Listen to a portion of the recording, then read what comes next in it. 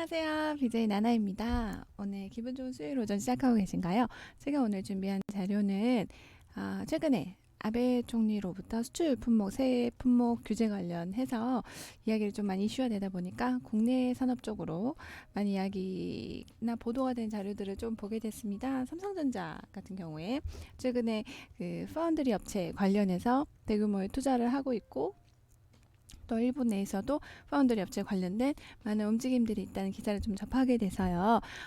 오늘 준비한 자료는 파운드리 업체 관련해서 기사를 좀 모아봤고요. 최근에 그 일본에서 기자회견을 연 대만의 파운드리 업체 TSMC 관련해서 자료를 조금 모아봤습니다. 세계시장 과반 점유를 한 대만의 파운드리 업체 TSMC는 어떤 회사이고 또 어떠한 점유율을 가지고 있고 어떠한 양상인지 좀 이야기를 나누면서 앞으로의 기업의 전망들이나 이런 부분들을 이야기를 좀 해보면 좋을 것 같아서 자료를 좀 준비를 했고요.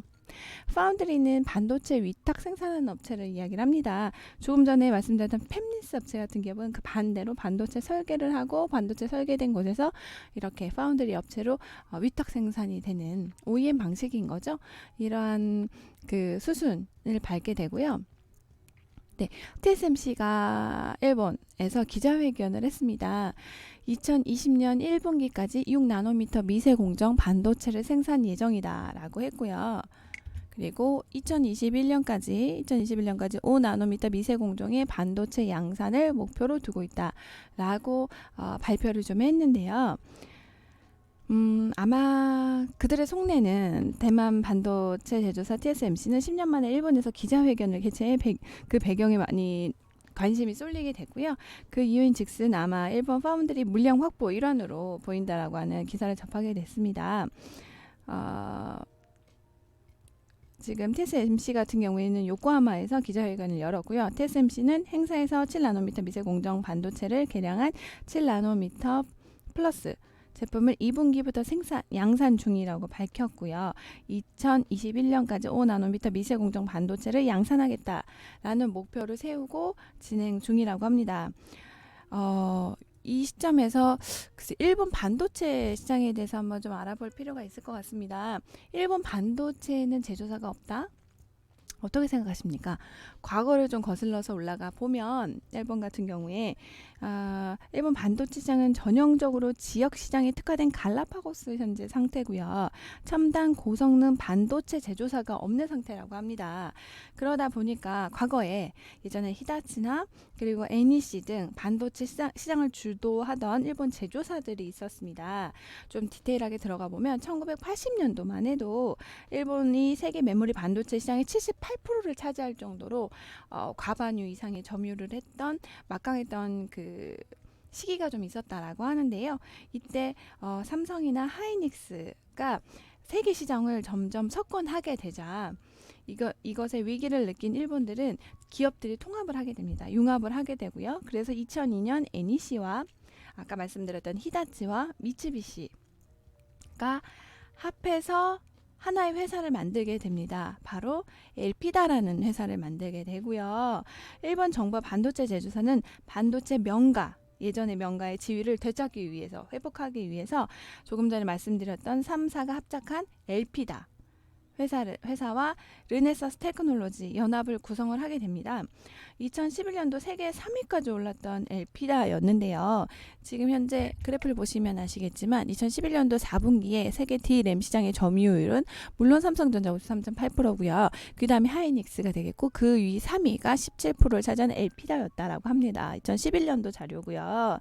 그러다 보니 엘피다는 2011년 세계 3위까지 석권했던 합작 회사였는데요. 2012년에 3월 상장 폐지하게 되면서 회사가 폐지되게 됩니다.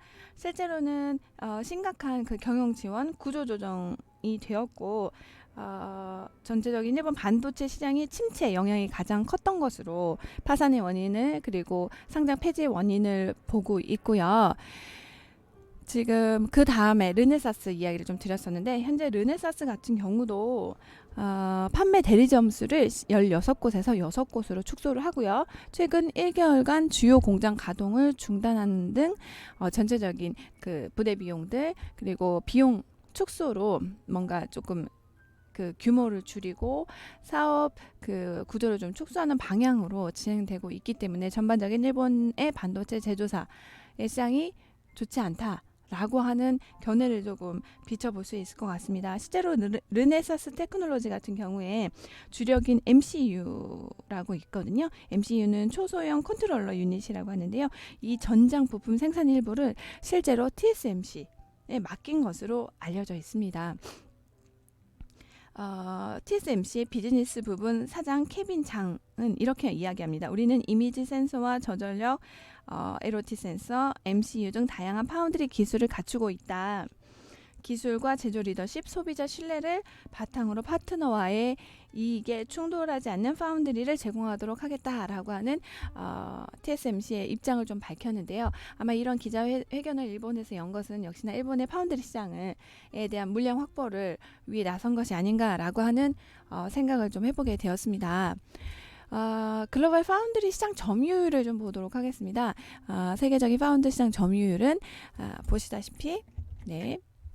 TSMC 대만이 48.1%가 되고요. 삼성 한국이 19.1%, 그 다음에 글로벌 파운더리 미국 UAE입니다. 8.4%, UMC 대만의 UMC는 7.2%, SMIC는 중국어 4.5%, 기타가 12.7%로 압도적인 TSMC의 시장 점유율을 다시 한번 과시할 수 있고요.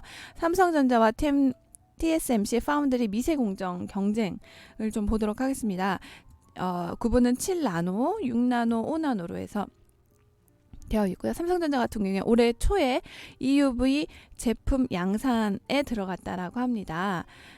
극강 자외선이라고 하죠. EUV는 TSMC 같은 경우에는 작년 EUV 미적용 제품을 미리 양산을 했고요. 6나노 기준에서 보면 삼성전자 올해 하반기 제품 양산 예정이라고 하고요. TSMC 같은 경우에 내년 1분기 시험 생산 예정이라고 합니다. 5나노 기준으로 보겠습니다. 삼성전자 올해 4월 5나노 공정 개발 예정이라고 하고요. 2021년 5나노 플러스 적용 TSMC의 결과를 좀 볼 수가 있습니다.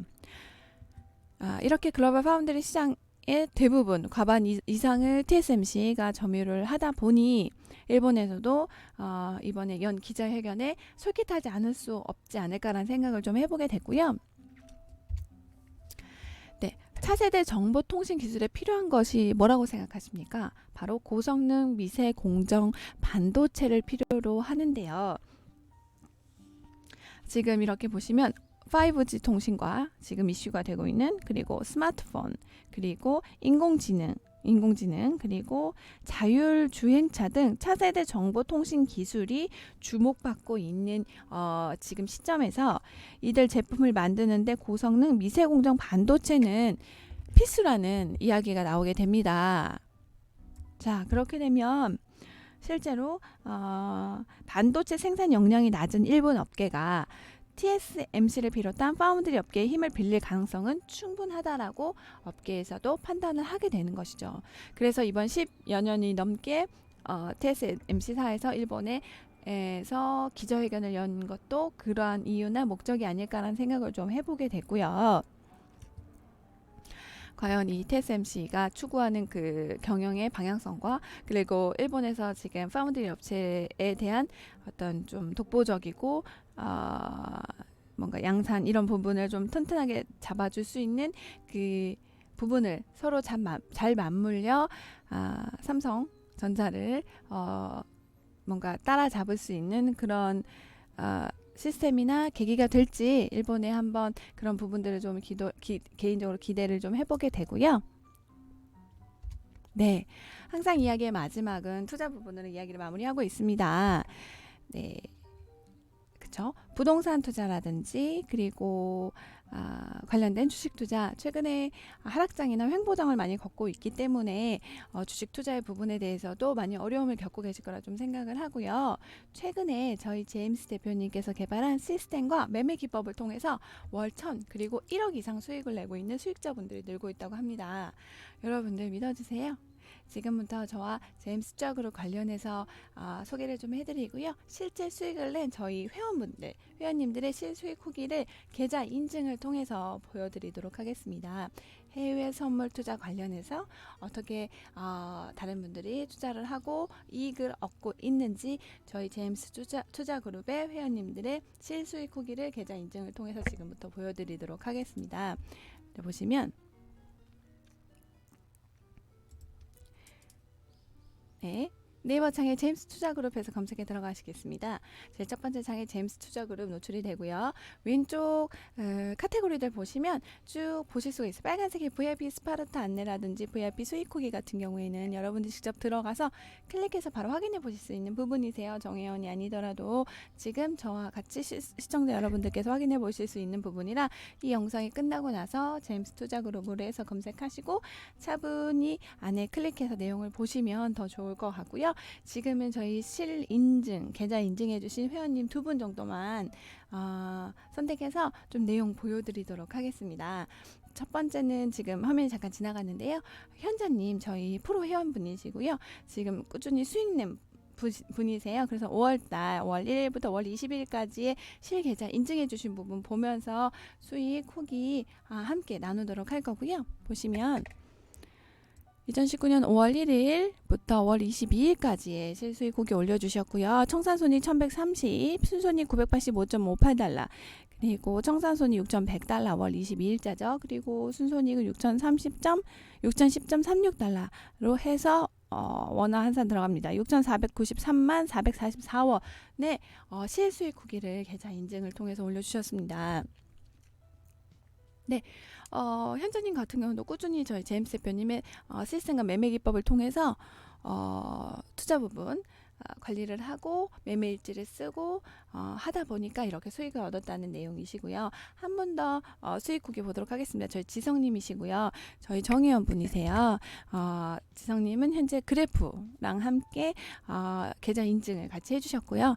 보도록 하겠습니다. 네, 우상향으로 예쁘게 올라가고 있죠. 바로 수익이 꾸준히 증가하고 있다는 그래프가 반증을 해주고 있고요. 날짜는 2월 14일부터 3월 8일까지의 청산손익, 순손익을 보여주고 있습니다. 2월 14일자 18,060달러, 순손익 17,666달러, 3월 8일자 8,020달러, 순손익 7,606.4달러로 해서 11만 8,338달러가 됩니다. 원화환산바로 들어가겠습니다. 원화환산 약 1억 3,400만 원의 수익을 냈다는 수익 인증 후기를 보여주셨습니다. 여러분들 이렇게 저희 회원님들처럼 월 얼마 수익 내고 싶으신가요? 지금 바로 휴대폰 꺼내시고요. 자, 방법 알려드리겠습니다. 저희 제임스 대표님께 문자로 BJ 나나 하고요. 몇만 달러 수익 내게 해주세요 라고 해서 문자 주십시오. 제임스 대표님 번호는 010-2758-3576번 010-2758-3576번으로 해서 BJ 나나 하시고 기법 문의 또는 월 몇만 달러 수익 내게 해주세요 라고 해서 지금 바로 문자 주시면 저희 제임스 대표님께서 월 1000 프로젝트 진행하고 있는 걸로 알고 있습니다.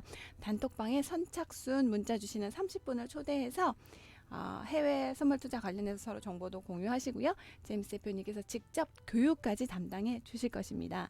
여러분들 지금 바로 아래로 문자 주시고요. 오늘도 즐겁고 행복한 하루 시작하시길 바랍니다. 지금까지 BJ 나나였습니다.